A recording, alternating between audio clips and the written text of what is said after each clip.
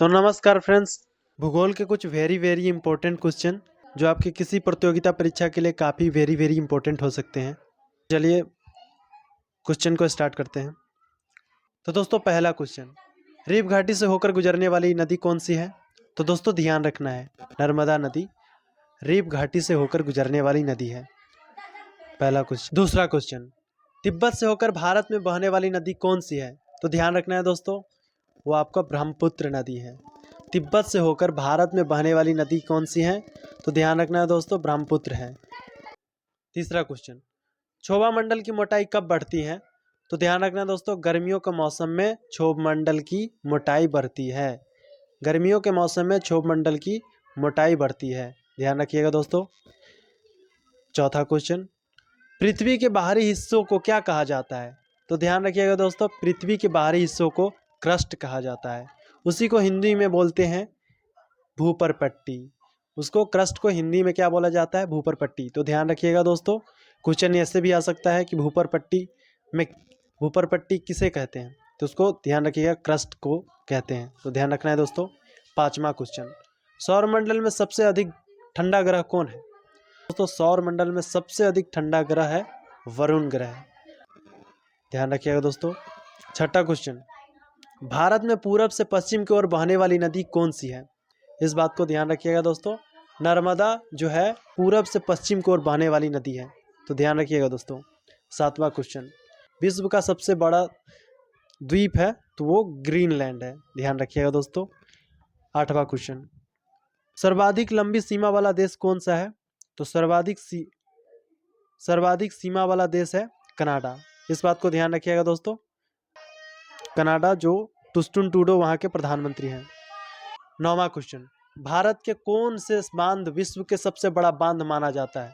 तो इस बात को ध्यान रखिएगा दोस्तों, इस हीराकुंड सबसे बड़ा बांध है। हीराकुंड बांध भारत का सबसे बड़ा बांध है, यहाँ तक कि विश्व की सबसे बड़ी बांध भी मानी जाती है, तो ध्यान रखिए दोस्तों। 10वां क्वेश्चन, सर्वाधिक भूकंप कहाँ आते हैं?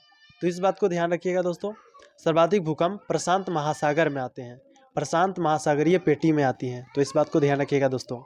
11वां क्वेश्चन, विश्व के सबसे बड़ी झील है? तो विश्व की सबसे बड़ी झील है कैस्पियन सागर, कैस्पियन सागर, इस बात को भी ध्यान रखिएगा दोस्तों। 12वां क्वेश्चन, सूर्य के चारों ओर परिक्रमा करने वाला खगोलीय पिंड क्या कहलाते हैं? ग्रह कहलाते हैं, इस बात को भी ध्यान रखना है। 13वां क्वेश्चन, ग्रहों के गति नियम किसने प्रतिपादित किए? तो इस बात को ध्यान रखिएगा दोस्तों, केपलर ग्रहों के गति के नियम को प्रतिपादित किए हैं, तो इस बात को बिल्कुल ध्यान रखना है दोस्तों, क्योंकि ये भूगोल का बेसिक क्वेश्चन है, तो आपको इस बातों को ध्यान रखना चाहिए, क्योंकि एग्जाम में ऐसे छोटे छोटे क्वेश्चन भी आते रहते हैं, तो इस बात को आपको बेसिक कॉन्सेप्ट क्लियर करके चलना है दोस्तों। तो अगला क्वेश्चन है 14वां क्वेश्चन, सौरमंडल में सबसे गर्म ग्रह है शुक्र ग्रह है।